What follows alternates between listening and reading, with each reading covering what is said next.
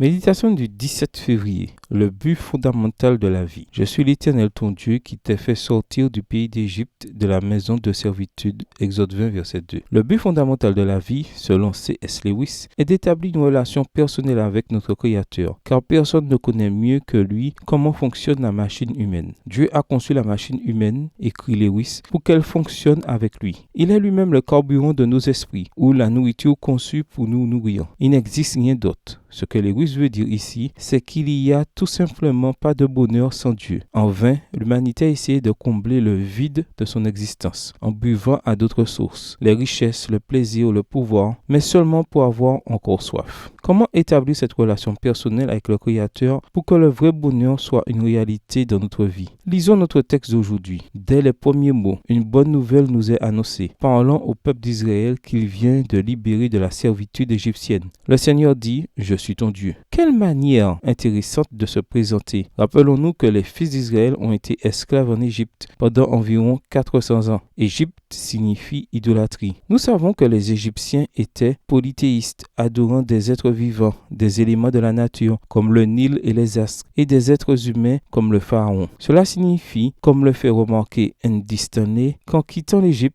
le peuple d'Israël n'avait pas la moindre notion d'un Dieu personnel et encore moins de comment avoir une relation personnelle avec lui. Mais Dieu dit au peuple, je suis ton Dieu. Dire ton Dieu implique à l'évidence une relation. C'est ainsi que le Créateur, le souverain de l'univers, choisit les enfants d'Israël comme son peuple et fait d'eux l'objet de sa sollicitude et de son amour sans qu'ils aient rien fait de particulier pour mériter ce privilège. Pourquoi cela est-il une bonne nouvelle? Parce que c'est exactement ce que Jésus a fait pour ses disciples. Ce n'est pas vous qui m'avez choisi, leur dit-il, mais moi je vous ai choisi. Jean 15, verset 16. Alors, le bonheur sans Dieu, ça n'existe pas. Mais la bonne nouvelle pour commencer cette journée est que, quand vous et moi étions perdus, le Père Céleste nous a cherchés et nous a trouvés. Nous sommes maintenant ses enfants et il est notre Dieu. Que demander de plus? Notre prière. Merci, Père Céleste, parce que je suis membre de ton peuple, même si je n'ai rien fait pour le mériter. Je veux avoir une relation personnelle avec toi chaque jour, mieux te connaître et t'aimer de plus en plus. Bonne journée à vous et que le Seigneur vous bénisse.